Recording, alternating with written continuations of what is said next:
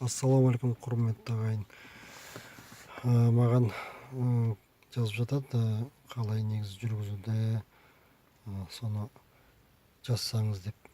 Негізі көлік жүргізу былай енді аса үлкен бір қиын нәрсе емес енді. Бірақ бұның жүргізуінің өзінің бір белгілі бір шарттар бар. Енді автомобильді негізі мынау немен басқарылады. Руль деген білесіздер, әрі-бері бұру үшін. Одан төмен жақта педальді бар. Мына автомобиль автомат, көптесір коробка. И астында екі педаль бар. Мына тұрған педаль бұл тормоз, мына тұрған педаль газ. Көп жерінде, көбінесе осы адамдар негізі аяқты дұрыс қоймайды. Естіп жатасыздар, аяғымды шатыстырдым, газды басып жібердім деп жатады. Сондықтан вот мысалы үшін аяғыңызды қойдыңыз. Мына өкшеңізді қараңыз, өкшеңіз сол тормоздың тұсында тұр. Осылай аяқ тұрса, осылай әр адамның осы ненің аяқ болсын, қол болсын, адамдардың несі бар да, бұлшық еттер, олардың жадысы бар. Жадысы деген ол память, сол жадысы өзінің керекті нәрсені есінде сақтап қалу керек. Егер біз аяғымызды дәл осы жерге қойып қойсақ, өкшеміз дәл осы жерде тұрса, ол осы жерде есінде сақтайды. Бір қауіпті жағдай болып қалған кезде аяқ өзі, біз аяғымыздың астында көзіміз жоқ қой, алдаға қарап отырамыз, мысалы үшін алдаға қарап отырамыз. Аяқ астынан бір қауіпті жағдай болып қалса, аяқ өзі тормозды өзі-ақ басады. Тежегіш деп айтамыз ғой тормозды. Егер аяғымыз дәл осы жерде тұрса, газды басқан кезде тек бұрып қана газды былай бассақ, аяғымыз негізі өсіп тұру керек қой негізі. Егер қауіпті жағдай болғанда аяғымызды алып тормозға қоя қоямыз. Кейбір адамдар бүйтіп басады. Ол деген қанша дегенмен бір доля секунд болса да, ол уақытты алады. Сондықтан аяғыңызды былай қойып беріңіз. Егер аяқ киім кішкентай неде болуы мүмкін, размерде, ондай болса кішкене былайрақ жақынырақ ұстаңыз. Бірақ енді аяқты былай үнемі былай газды ұстауға болмайды. Аяқты тормозға басып ұстап үйрету керек. Сонда ол деген қауіпті жағдай болған кезде өзі біледі осы жерде екенін. Өзіңіз ойланып үлгермейсіз, аяғыңыз өзі тормозды басып үлгереді.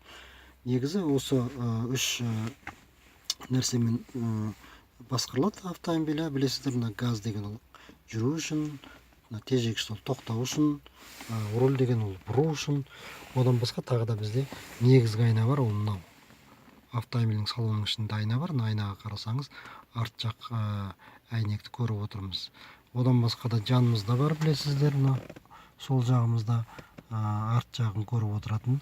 Сол жағымыздың мынау енді оң жағымызды көріп отырамыз. Негіз бұл екі айна деген бұлар қосымша айналар деп саналады. Мынау негізгі айна. Негізгі айна деп айтатын себебіміз, өйткені біз жүріп келе кезде негізі біз қарап отырмыз. Мысалы үшін рульда тұрсыз да, алдаға қарап отырған кезде көзіңізді анда-санда жүгіртіп отыруыңыз керек. Анда-санда енді ол үнемі айнаға қарап отыру емес. Біз деген былай енді оқымыстылар кезінде айтқан, әрбір 5 секунд сайын мына айнаға қарауды ұмытпа деген. Енді ол 5-ке дейін санап отыр емес шарт. Бұл енді мағынасы қалай алдыға қарайсыз, дәл солай арт жаққа да көз жүгіртіп отыру керек. Алдыға қарағанда, мысалы үшін автомобильдің көпшілігі мына бір 10-15 метрді ғана алдын көріп отырады. Ол дұрыс емес. Ары қарай шамаңыз жеткенше 100 метр, 150 метрді көріп отырғаныңыз дұрыс. Өйткені біз тоқтап тұрған жоқпыз, жүріп келе жатырмыз. Сондықтан біз кішкене алысырақ қарағанымыз дұрыс. Алысқа қарап отырамыз, одан кейін мына айнаға көз жүгіртіп отырамыз. Егер артымызда бір көлік келе жатып, ол бізді оза бастаса, ол оң жақтан озуы мүмкін, сол жақтан да озуы мүмкін. Сол кезде біз қосымша мына айналарға қарап, оларды қадағаласақ болады. Негізі біз осы айна арқылы біз жалпы арт жағымызды қадағалап отырсақ болады. Кейбіреулер айтып жатады, мен мына айнаға қарадым да, жаңа полосамды ауыстырған кезде бір машина шыға кетті, қайдан шыға келгенін байқамай қалдым дейді. Себебі ол деген жаңағы көрінбейтін соқыр аймақта болып қалды дейді. Соқыр аймақ деген айнаның көрінбейтін жері. Бұл айна деген мысалы толық көрсетпейді ғой. Мысалы үшін басымызды бұрып қарасақ, мына жанымызда ақ машина тұр.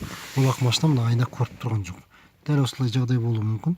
Ондай кезде біз деген негізі жүргізуші ретінде алда қарап отырып, және басымызды бұрып үйренуіміз керек. Мысалы Америкада осылай деп талап етеді екен. Енді ол Америка білесіздер, дамып кеткен мемлекет. бізде де үйрену керек дейді, басты бұрып. Бірақ енді ол бастапқыда өте қиын болады, өйткені сіз алда қарап есіңіз шығып отырған адам, ол арт жаққа, жан жаққа басты бұру деген өте қиын. Сондықтан ол енді келешекте сөйтіп үйренген негізі дұрыс. Яғни біз алда қарап отырамыз, содан кейін мына айнаға көзімізді жүгіртіп отырамыз. Сол кезде мысалы мына жанымыздағы ақ машина, мысалы үшін бұл ақ машина, ол деген аяқ астынан аспаннан түскен жоқ, ол деген артымыздан келіп біздің қуып жеткен болуы мүмкін. Немесе өзіміз біреуді қуып жетсек, біз білеміз алдымыздағы машинаны, жанымыздағы машиналар. Айыр бізді біреу қуып жетсе артымыздан, ондай болса осы айна арқылы қарап отырсақ, бір керегінше деген, яғни енді үнемі бұл айна қарап тесіліп қарап отыра беруге болмайды ғой, біз алда қарап отыруымыз керек. Негізі көзді жүгіртіп отыруымыз керек. Оған көп уақыт керек емес, бір ширек секунд десек болады, жартының жартысы ғой енді, сондай секунд. То есть оны сөйтіп қарап үйренуіміз керек. Одан басқа біздің мына руль деген мәселесі, ешқашан бүйтіп алақанмен былай айландырмаңыздар. Кейбіреулер сол жақсы көреді сөйтіп. Негізі қолды былай істеу керек. Мынау деген оң қол болса, мына жермен сол қолды істейміз, иә. Сағат тілмен айтсақ, 10 минутсыз 2 деп айтуға болады.